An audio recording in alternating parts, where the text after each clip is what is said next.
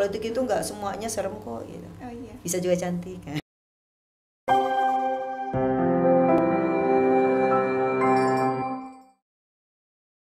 Assalamualaikum warahmatullahi wabarakatuh. Hai Sobat Awas, dan kembali lagi bersama saya Nabila. Dan kali ini kita kedatangan tamu yang luar biasa, sosok perempuan inspiratif di negara Republik Indonesia, yakni Ibu Lulu Nur Hamidah, anggota DPR RI Komisi 4 Fraksi PKB. Selamat datang Ibu di kantor Bawaslu Kabupaten Malang, dan terima kasih atas waktunya. Terima kasih Mbak Nabila, terima kasih juga untuk Sobat apa? Sobat Awas. Oh, Sobat Awas. Panggilan akrab kita untuk rekan-rekan Bawaslu Kabupaten Kota yang lain. Oke. Terima kasih udah diundang di sini. Ya, terima kasih. Dan Sobat Awas, mungkin kita kedepannya akan berbicara sedikit banyak terkait perempuan dan demokrasi. Mungkin sebelumnya kita awali dulu dari latar belakang. Nah, Sobat Awas, ternyata Ibu Lulu Nur Hamidah ini merupakan sosok perempuan yang lahir pada 25 Juni di Jombang. Dan ternyata Ibu Lulu ini merupakan alumni salah satu mahasiswa di IAIN Sunan Ampel Malang. Malang loh ya. Iya. Dan ternyata beliau ini juga aktif menjadi seorang aktivis pada masa itu. Dan bagaimana Bu kira-kira vibes-nya setelah beberapa tahun tidak ke Malang dan kemudian kembali lagi di Malang dengan status yang berbeda gitu? Oh, ya masih beberapa kali walaupun tidak sering sih. Oh, iya. Masih silaturahim, masih menikmati kuliner juga di Malang. Oh, iya. Dan beberapa acara pernah juga sih kunjungan Komisi 4 juga ke sini. Terakhir kapan Bu berarti ke Malang? Kunjungan? Masih di tahun ini juga. Oh, masih di dan tahun tetap ini. mengesankan. Luar biasa. Tetap adem. Malang dengan segala kedinginannya dan memberikan kenyamanan Oh gitu ya. iya, tentu. Balik lagi nanti. Iya. Di balik kenyamanannya itu Bu, ternyata Kabupaten Malang ini ada sedikit ironi yang perlu disayangkan. Oke. Karena ternyata Kabupaten Malang itu merupakan salah satu dengan tingkat perceraian tertinggi. Bahkan pada tahun terakhir itu angkanya mencapai 6 ribuan per kasus. Wow. Nah, iya. Di masa pandemi. Iya, di masa pandemi seperti itu, Bu. Nah, dan salah satu faktornya itu adalah karena perselingkuhan yang dilakukan oleh para suami. Nah, emang seperti itu. Emang. Dan padahal apabila kita berbicara iya. terkait demokrasi kita pada saat ini, demokrasi itu kan concern ya, Bu ya, terhadap isu-isu keperempuanan. Ya. Nah, sebetulnya Bu, ketika kita berbicara demokrasi dan perempuan, kira-kira keresahan Ibu yang paling mendasar itu terkait isu perempuan dan demokrasi itu seperti apa, Bu? Iya, salah satu hal mendasar ya gagasan demokrasi ini kan mengakui adanya kesetaraan sebenarnya. Iya. Jadi setiap warga negara, laki perempuan, dari manapun latar belakangnya, perbedaan agama, etnis, status sosial dan seterusnya, mereka memiliki ruang yang sama, punya kesempatan yang sama, punya kesempatan dan juga hak untuk terlibat, berpartisipasi, termasuk juga dalam hal politik dan demokrasi juga sangat memungkinkan bagi kelompok-kelompok baik itu yang kelompok besar ataupun kelompok kecil atau kelompok yang minoritas yang terisolasi, mereka didengarkan dan juga punya hak untuk bersuara. Itu yang kita juga sering sebut sebagai demokrasi inklusi. Nah, hanya saja keresahan kita manakala gagasan demokrasi itu justru belum bertemu dengan gagasan yang terkait dengan keadilan gender, kesetaraan dan keadilan gender. Jadi belum ketemu. Sehingga sering nih kita punya slogan nggak ada demokrasi sejati tanpa ada keterwakilan perempuan. Walaupun konteks keterwakilan perempuan juga it doesn't mean itu hanya untuk di lembaga perwakilan rakyat, karena keterwakilan perempuan juga termasuk di semua lembaga-lembaga publik, termasuk juga institusi di bidang ekonomi misalnya, kemudian juga di perindustrian, di lembaga-lembaga kampus. Jadi intinya bahwa perempuan sebagai warga negara tentu dan juga sebagai manusia, karena hak-haknya juga diakuin, memiliki hak dan kesempatan yang sama dengan laki-laki untuk bermain di semua arena yang diinginkan untuk memperbaiki kehidupannya lebih baik, untuk mendapatkan jaminan atas kehidupan yang lebih layak, kesejahteraan yang lebih bagus, kemudian juga pengakuan atas hak-haknya sebagai manusia secara utuh. Nah, mungkin keresahan kita itu. Dan yang kedua, bahwa masih ada ideologi yang sangat dominan yang menentang adanya gagasan kesetaraan gender, termasuk juga keadilan gender dalam demokrasi dan politik bahkan, dan mereka bisa menggunakan saluran-saluran yang demokratis juga. Jadi mereka menggunakan demokrasi tetapi untuk melakukan penentangan atau bahkan penolakan gagasan tentang kesetaraan dan keadilan gender, dan itu pasti satu masalah. Kita juga masih melihat ada politik yang sangat patriarki yang itu justru menjadi lawan juga bagi perempuan untuk bisa berkontestasi secara terbuka, secara fair, dan juga berkeadilan. Belum lagi kalau kemudian kita tambah dengan ideologi keagamaan yang sangat konservatif sampai ultra konservatif ya, yang kemudian itu juga menjadi hambatan bagi perempuan-perempuan untuk maju, karena mereka pasti akan menggunakan narasi-narasi dan juga teks-teks gitu yang mereka kutip seenaknya sendiri hanya untuk bisa mendiskreditkan atau mendiskriminasi perempuan. Iya. Berbicara terkait kontestasi, Bu, kontestasi pemilu dan pilkada seperti itu sebenarnya kan itu kan merupakan momentum strategis ya, momentum strategis di mana untuk dapat mengangkat hak-hak atau isu-isu perempuan. Nah, sebenarnya bagaimana sih, Bu, para legislasi itu untuk memperjuangkan hak-hak perempuan itu seperti apa? Ya, kita perjuangannya sih hulu hilir ya. Jadi ada perjuangan yang terkait sama regulasi. Kalau kita perjuangannya regulasi, tentu perjuangannya melalui undang-undang. Karena dari sana kita baru bisa memastikan apakah perempuan memiliki kesempatan yang sama. Jadi kesempatan dan partisipasi yang memang itu menjadi rohnya demokrasi itu harus dipastikan melalui seperangkat aturan yang memungkinkan untuk itu. Misalnya melalui undang-undang. Jadi undang-undang tentang partai politik, kemudian undang-undang tentang pemilu, kemudian juga penyelenggara pemilu, bahkan itu jelas termaktub di dalamnya yang menyertakan, yang mengakui ya, dan bahkan menjadi syarat agar perempuan bisa terlibat dan perempuan juga bisa berpartisipasi penuh, dan perempuan juga bisa dimungkinkan untuk bisa dipilih dan menggunakan hak pilihnya secara merdeka. Salah satu contoh misalnya undang-undang yang terkait dengan partai politik.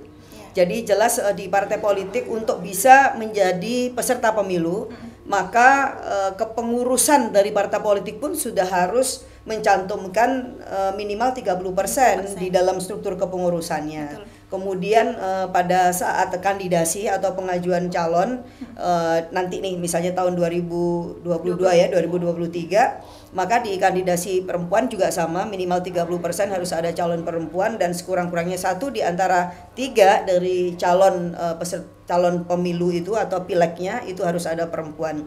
Hanya saja yang kita mau kemudian itu nggak cukup aturan itu, karena memang di sana hanya sifatnya menjadi afirmatif tapi belum mandatori. Jadi tidak kemudian sampai punya konsekuensi, misalnya sanksi atau hukum kepada partai politik. Kalau misalkan itu hanya sifatnya afirmatif, hanya membolehkan tetapi tidak mewajibkan, maka pilihannya biasanya partai politik yang milih cara aman. Karena perempuan harus bertarung juga di partainya. Dia mungkin umumnya rata-rata di nomor urut 3, nomor urut 3, nomor urut 5, bisa nomor urut 4. Begitupun juga di struktur kepengurusan, yang penting ada perempuannya kayak gitu. Tetapi belum tentu dia di posisi-posisi yang sangat penting dan strategis di dalam satu partai politik.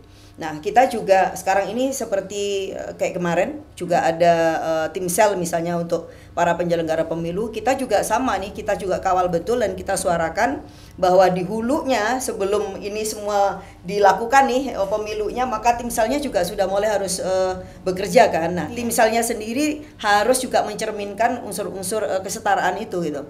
Makanya di anggota timsel juga beberapa diantaranya harus perempuan, dan timsel pun juga kita kawal agar mereka sangat hati-hati dan kemudian juga sangat selektif dan mempertimbangkan betul keadilan ini agar nanti perempuan yang diusulkan yang bisa ditentukan di DPR juga tidak kurang dari 30%. Walaupun nanti perjuangannya belum habis sampai di situ. Jangan sampai kemudian walaupun calonnya sudah 30% tetapi ternyata yang dipilih kurang dari 30%. Makanya kita harus pastikan baik dari sisi kandidasi sampai keterpilihan harusnya ini yang kita sebut dengan semangat minimal 30% itu gitu. Nah, tapi ini kan perjuangan yang terus-menerus terjadi ya. Belum lagi kemudian kita juga berjuang kalau di DPR bahwa kita mencoba memasukkan isu mainstreaming gender ke semua komisi-komisi yang ada. Jadi tidak mesti yang namanya perempuan itu kita kurung menjadi komisi 8 misalnya ya. Jadi dari komisi 1 sampai komisi 11 itu harus ada mainstreaming gender. Karena itulah alasan kita kenapa ada di parlemen.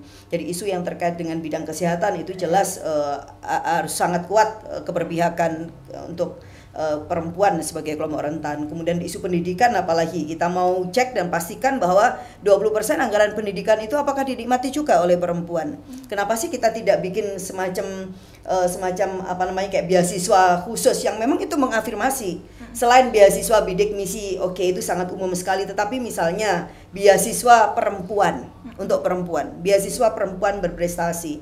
Itu ada bentuk rekognisi gitu loh bagi anak-anak perempuan ya, sehingga mereka tidak harus memasukin arena yang sangat bebas, pertarungannya bebas lagi, dan ini khawatirnya kita kalau kemudian gender mainstreaming belum selesai di tingkatan timnya, maka mereka akan kalah lagi gitu. Jadi kalau ada laki dan perempuan apalagi skornya sama, preferensi orang akan cenderung kepada laki-laki. Tetapi kalau kemudian kita ingat bahwa kita memang harus mengafirmasi dan mendorong agar perempuan tidak tertinggal dalam kesempatan pendidikan, apalagi peran dia, satu orang perempuan ini bisa mendidik satu bangsa gitu ya, maka harus ada treatment yang khusus, termasuk di pertanian kayak saya di Komisi 4.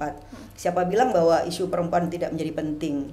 Karena justru sektor produksi sampai kemudian pasca produksi, perempuan petani itu semuanya terlibat, tetapi dia invisible, tapi nggak kelihatan. Semua bayangan kita kalau mau petani siapa? Laki-laki, bapak petani gitu. Ibu petani itu ya istrinya petani.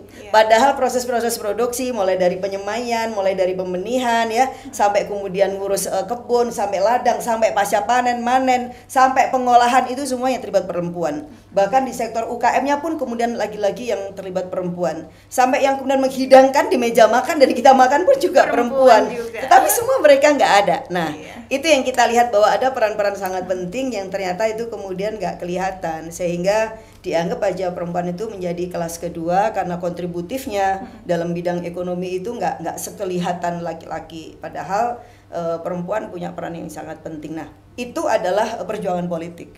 Bagaimana kita memastikan bahwa ada pengakuan, ada rekognisi dari negara, dan yang kedua kemudian ada keberpihakan dan ada perlindungan gitu dari kerja-kerja perempuan itu gitu. Sebetulnya Bu, untuk terkait kuota 30%, apakah untuk lembaga legislasi kita pada saat ini itu apakah sudah mencerminkan terkait 30% itu tadi Bu? Belum, masih jauh. Dari sejak reformasi kita lihat bahwa perkembangan kita masih dianggap sangat slow ya. Jadi ada kritik lah, misalnya demokrasi kita memang mencapai pertumbuhan dan perkembangan luar biasa dalam beberapa hal, regulasinya bahkan sangat liberal dan sangat banyak banget. Tetapi justru untuk peran perempuan dan keterwakilan perempuan sampai hari ini masih 21%. Itu pun karena ada PAW, sebelumnya 20%. Di beberapa negara yang mengalami politik yang berada di bawah rezim yang sama, misalnya otoritarian yang sangat sentralistik, ketika terjadi arus balik dan demokratisasi terjadi kayak kita di reformasi, mereka hanya butuh waktu 2 kali pemilu untuk bisa mendorong perempuan mencapai paling tidak minimal 30%. Tetapi kita udah sampai 5 kali ya pemilu. Ya, sudah 5 kali pemilu, kita baru 21 tahun. Nah, artinya pertanyaan kita justru ada apa? Mengapa sistem kita menjadi sangat quote and quote tidak tolerans terhadap upaya-upaya pemajuan perempuan gitu. Di sisi lain kita menjadi sangat-sangat terbuka, bahkan gagasan-gagasan tentang demokrasi ekonomi, kemudian dengan investasi, dengan isu apapun itu terfasilitasi oleh mekanisme demokrasi yang ada di parlemen. Tetapi begitu kita bicara tentang keterwakilan perempuan, ini kemudian menjadi balik mundur gitu, balik mundur, dan kayak ada defense mechanism yang semua orang kemudian memilih untuk bertahan dan tidak menjadi seterbuka pada isu-isu yang lain. Jadi problem kita berarti memang masih cukup banyak ya. Masih 21%, belum cukup imbang. Jadi kalau kita bikin syarat minimum biar ada keseimbangan, ada checks balance gitu ya, biar yang namanya keputusan itu benar-benar bisa diwarnain oleh kelompok-kelompok yang berbeda, maka ya kita belum mencapai sampai ke sana. Hanya saja kita coba maksimalkan kekuatan yang 21% ini sebisa mungkin benar-benar bisa mempengaruhi di semua keputusan-keputusan penting yang ada di parlemen. Makanya kita dorong teman-teman perempuan lintas partai, kita punya kaukus perempuan parlemen, kebetulan saya sekjennya gitu, agar mereka mau di komisi apapun benar-benar bisa kelihatan dan menyuarakan kepentingan kelompok-kelompok rentan ya, memasukkan perspektif perempuan bersama dengan mitra mereka masing-masing. Sebenarnya populasi perempuan di Indonesia itu kan cukup banyak ya Bu 50%. Ya? Iya 50%. Plus. Bahkan bisa kita katakan 4 Lebih, banding 1 atau 3 banding 1 lah. Betul. Seperti itu. Nah, atau ada nggak sih Bu kira-kira kemungkinan untuk kita itu membuat partai perempuan baru gitu, sehingga kita tidak perlu untuk adanya kuota 30% apa segala macam sehingga mendiskreditkan perempuan gitu di sana. Iya, kalau soal mungkin nggak mungkin, semua sebenarnya mungkin aja ya. Mungkin nggak mungkin itu asalkan ada kehendak bersama orang per orang, dan dari sisi aturan juga dimungkinkan, toh juga tidak ada larangan sebenarnya. Itu artinya kemungkinan. Hanya apakah kemudian ini menjadi pilihan yang mungkin untuk dilakukan sangat strategis, karena apa? Karena kita juga tidak dimaksudkan pergerakan perempuan itu kemudian berada di posisi yang face to face dengan misalnya laki-laki. Walaupun ini boleh-boleh aja sebagai bentuk kritik ya terhadap demokrasi yang mengalami kemacetan misalnya seperti itu, atau bahkan sangat oligarkik. Oligarkik itu maskulin banget, laki-laki banget. Nah saya kira partai-partai yang informal itu kan perlu dibikin. Organisasi-organisasi itu sebenarnya juga party kalau dalam istilahnya ya. Walaupun tidak disebut political party, tetapi mereka ini sebenarnya itu juga partai juga. Jadi ini harus digerakkan, kekuatan masyarakat sipil itu harus juga dikuatkan sehingga ada penyeimbang gitu. Ya, selama ini kan yang memang justru bersuara keras itu kan kelompok-kelompok masyarakat sipil. Justru insan politik di dalam partai sendiri tidak cukup kuat menyuarakan kepentingan ini. Nah, itu mungkin agak paradoks ya. Jadi agak paradoks. Nah, ini mungkin juga satu sisi menjelaskan bahwa betapa gagasan demokrasi itu bisa jadi justru masih menjadi pekerjaan rumah di dalam satu partai politik. Jadi pekerjaan kita adalah bagaimana kita mendemokratisasikan yang namanya partai politik. Jadi ada pelembagaan sistem, kemudian yang memungkinkan perempuan, laki-laki, kader partai itu punya kesempatan yang sama, kemudian merit system itu juga jadi pilihan. Seharusnya kan kayak begitu. Sehingga bukan lagi preferensinya itu suka nggak suka atau siapa yang dekat sama ketua umum lah. Kalau ketua umumnya khawatir kalau istrinya cemburu sama perempuan, ini masalah kan. Akhirnya kemana-mana memang yang jalan ya pasti laki-laki.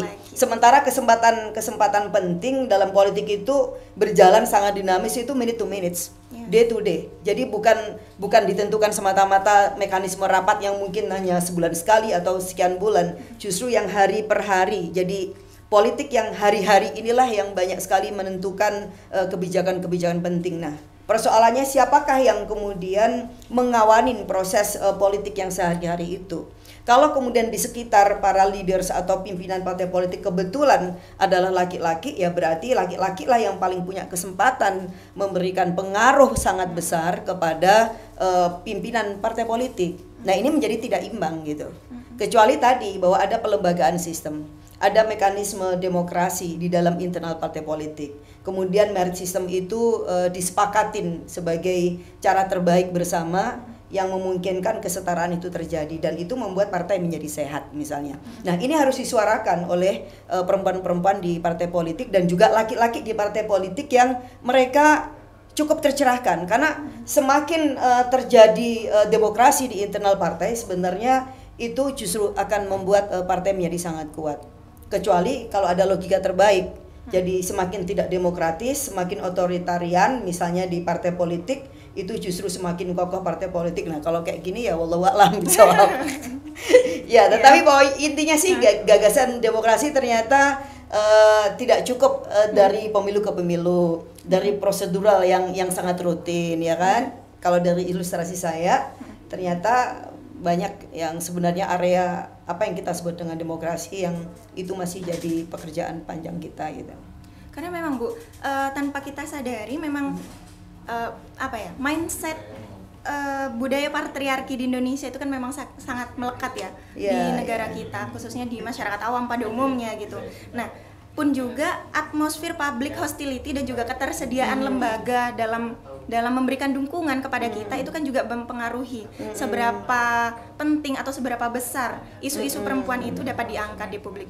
Dan juga ketika kita berbicara pemilu dan demokrasi itu juga kan terdapat beberapa kelompok rentan gitu kan. Betul. Salah satunya itu ya terdapat narapidana, kemudian terdapat juga kaum disabilitas, betul. Dan salah satunya juga perempuan. Nah, terkadang perempuan ini bisa dijadikan alat atau dijadikan sebagai objek dari manipulatif. Nah, hal-hal tersebut kan yang kemudian memberikan posisi perempuan ini semakin rentan di tataran politik di Indonesia gitu kan. Kalau menurut Ibu untuk saat ini, apakah pemilu kita itu sudah adil terhadap gender gitu, Bu? Gini, kalau secara aturan kita bisa sebut mungkin adil ya, karena memang tidak ada satupun misalnya aturan yang memang disengaja untuk mendiskriminasi itu. Misalnya, yang punya hak pilih itu hanya laki-laki, misalnya enggak juga. Di situ memang bahkan netral gender itu mungkin iya. Jadi netral gender itu yang justru bisa dianggap sebenarnya tidak adil. Jadi sesuatu yang netral itu tidak berarti itu adil. Bisa saja itu kemudian tidak adil karena mengabaikan kebutuhan-kebutuhan khusus dari kelompok-kelompok tertentu yang memang membutuhkan afirmasi. Kayak tadi misalnya penyandang disabilitas. Kalau kemudian aturan, mekanisme dan tata cara misalnya penyelenggaraan pemilu itu semua disamaratakan, itu justru tidak adil bagi kelompok-kelompok tertentu, ya kan? Makanya kemudian kenapa ada gagasan harus ada afirmatif, misalnya kotak suara itu harus juga aksesibel untuk penyandang disabilitas, mulai dari yang mungkin mata, mungkin yang kaki atau yang disabilitas anggota badan yang lain dan seterusnya. Termasuk juga misalnya kelompok-kelompok rentan, bukan hanya perempuan in general itu mereka rentan, tetapi mungkin juga apakah tempat TPS itu cukup ramah bagi perempuan-perempuan yang hamil? Apakah di situ juga ada tenaga kesehatan yang disediakan? Apakah ada ruang khusus di situ misalkan laktasi? Siapa tahu karena orang takut kehilangan suaranya, kemudian dia juga membawa balitanya, itu saya kira itu menarik ya kan? Dan apakah itu ada fasilitas seperti itu? Nah, itu sensitif gender itu yang barangkali bisa kita anggap kalau ini ada berarti dia sensitif terhadap kebutuhan melalui kelompok-kelompok khusus. Nah, kalau dari sisi prosedurnya memang ya kita anggap lumayan lah ya. Lumayan itu tidak berarti tidak ada sama sekali catatan. Justru masih ada catatan, tetapi bahwa mendiskriminasi secara prosedur itu tidak ada. Tetapi kalau kita lihat secara substantif, mungkin itu masih punya catatan sangat keras. Kayak tadi perempuan hanya dijadikan alat, hanya dijadikan dimobilisasi. Tetapi kemudian akses kepada hasil-hasil pemilu justru perempuan agak terlewatkan. Termasuk jangan lupa keadilan itu juga berarti bisa punya makna bahwa perempuan difahamkan nggak dengan pentingnya pemilu, perempuan difahamkan nggak dengan demokrasi, perempuan difahamkan nggak bahwa dia punya hak-hak post election yang terkait dengan siapa yang kemudian terpilih, apa kemudian gagasan yang dia usung, programnya seperti apa dan seterusnya. Dan saya kira ini bagian dari yang kita mau, quality dari demokrasi itulah ya. Jadi prosedural itu satu hal, tetapi kualitas dan substantif itu adalah hal yang lain. Jadi kita sih berharap dua-duanya ini jalan terus, nggak boleh bertentangan juga. Misal kita memilih kualitas tetapi prosedur amburadul itu nggak mungkin. Jadi proseduralnya itu pasti bagus, tetapi substantifnya ini juga jangan ditinggalkan gitu. Dan perempuan rentan karena memang saya nggak tahu, ini kerja kita bersama saya kira ya, bahwa perempuan menjadi sasaran money politik itu iya, tetapi laki-laki itu justru pengguna money politik dan subjeknya berarti laki-laki ya Bu. Tapi perempuan lebih setia loh kalau milih. Oh gitu? Ya, perempuan itu punya kesetiaan, pendukung saya juga perempuan. Saya kira di beberapa kesempatan mereka mengakui itu. Bahkan laki-laki yang terpilih selalu mengakui bahwa saya senang nih sama kelompok perempuan karena mereka setiap memilih, setiap memilih. Tetapi kapan kemudian mereka diberi kesempatan untuk tahu kerja-kerja kita itu apa setelah mereka memilih gitu. Tapi Bu, ada beberapa penelitian itu yang menunjukkan, penelitian terbaru dan juga penelitian lama bahwasanya perempuan atau masyarakat perempuan pada umumnya itu masih cenderung minim untuk memilih tokoh perempuan yang sedang menjabat gitu, betul. Seperti itu. Nah, hal itu apakah merupakan sebuah ironi atau seperti apa Bu? Atau pentingnya pendidikan politik kepada perempuan itu memang harus kita gaungkan dari sekarang gitu? Ya itu kompleks lah ya, saya kira itu yang kita sebut tadi bahwa ada persoalan-persoalan yang bisa sifatnya struktural dan juga persoalan yang sifatnya kultural atau yang sosiologis. Kalau kemudian perempuan hidup sehari-hari dengan nilai-nilai yang menempatkan laki-laki lebih utama, ya maka ketika ia berada dalam situasi arena di mana dia harus memilih apakah itu laki-laki dan perempuan, kalau dari lahir aja dia sudah dibilang laki-laki itu lebih unggul, laki-laki itu jadi pemimpin, laki-laki itu ada di depan, laki-laki itu yang bekerja di luar rumah, ya dia akan pilih itu. Tetapi kalau misalkan dari sejak lahir dia hanya dikenalkan dengan berbagai warna, maka dia punya kebebasan untuk paling tidak memilih. Misalnya dari kecil dia dibebasin milih baju, simple kan? Oke, biru, hijau, kuning, merah, itu semuanya it's color, itu dan itu beautiful, itu oke dipilih. Dia punya kebiasaan untuk kemudian memilih apa yang pantas dan nyaman untuk dirinya. Tetapi kalau dari awal, dari sejak kecil dia bilang, nih yang kau harus pakai, itu nggak bagus, ini aja. Nah, enggak, ini contoh bagaimana ada internalisasi nilai-nilai ya patriarki ataupun soal diskriminasi itu yang berjalan sedemikian rupa dari waktu ke waktu dan itu terus jadi. Jadi ada sumbangan kultural yang menyebabkan itu. Yang kedua, bahwa sekarang gagasan women support women itu memang terus-menerus juga digaungkan. Jadi perempuan harus support pada perempuan. Perempuan harus percaya bahwa yang mengawal perubahan mau tidak mau, siapa lagi kalau bukan perempuan yang kita harapkan. Karena apa? Karena dia yang mengenal dirinya. Kalau misalkan ada perempuan tak nyaman dengan perlakuan diskriminatif, itu kan sama dengan karena dia melihat dirinya yang juga sering mengalami diskriminasi sehingga lebih sensitif gitu ya. Termasuk misalnya isu-isu yang terkait dengan bidang-bidang apapun lah, itu perempuan sensitif karena itu yang dia butuhkan dan itu nggak ada misalnya gitu. Jadi internalisasi nilai, kemudian juga faktor kultural, kemudian secara struktural itu iya. Mbak tahu kalau gini, calon unggulan biasanya itu laki-laki. Kenapa? Karena dari sejak ketua umum partainya dia laki-laki, ketua di provinsinya laki-laki, ketua cabangnya laki-laki, sehingga nomor-nomor urut 1 ini pasti udah jelas nih kelihatan rangkaiannya. Sampai kemudian di level sama dapil-dapil itu ya menggerombol lah laki-laki itu karena secara struktural mereka udah punya posisi yang bagus. Nah rata-rata kan yang punya posisi bagus di partai politik dia nggak mau karena alasan soal jadi macam-macam kemudian direndah, sehingga persepsi orang kalau kemudian di nomor urut 1 atau nomor urut 2 lah atau 1 lah kita ngomong dulu, maka pastilah dia adalah orang yang terpilih. Nah kalau misalnya perempuan ditaruh di nomor urut 1, sebenarnya itu juga akan mengubah persepsi orang. Oh kalau dia ditaruh nomor urut 1 berarti memang dia juga perempuan terpilih. Itu bagi mereka yang tidak kenal ya dengan para calonnya. Tetapi bagi saya ini bisa mengubah banyak hal karena sudah mulai lumayan banyak ya kalau di pilkada perempuan juga mendapatkan dukungan, walaupun ini terus merayap kita perjuangan kita. Ya memang harus didorong sama-sama, pemerintah juga termasuk penyelenggara pemilu, artinya harus dibikin sistem yang memungkinkan kesadaran publik itu bisa berubah.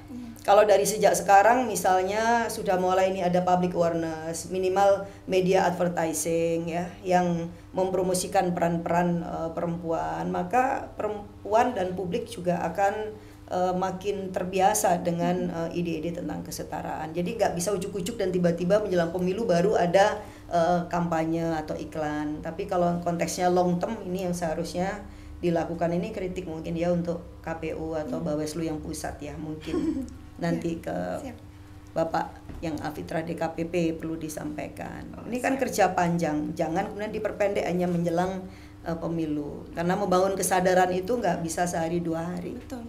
Karena bukan hanya kepada tataran perempuan saja ya, berarti kita juga perlu bersinergi bersama dengan laki-laki. Jelas.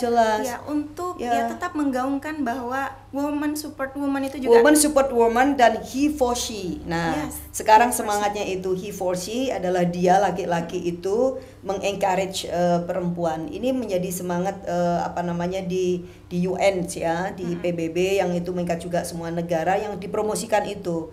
Jadi ada kesepakatan dunia internasional Planet 50-50 di tahun 2030. Jadi keterwakilan perempuan 50-50% karena mengingat jumlah populasi perempuan 50-50. Dan bagaimana kita bisa mencapai itu? Satu, perempuan support perempuan, woman support woman, dan laki-laki support perempuan. Karena tanpa adanya dukungan dari kedua belah pihak ini ya untuk bisa mencapai ke sana akan sulit.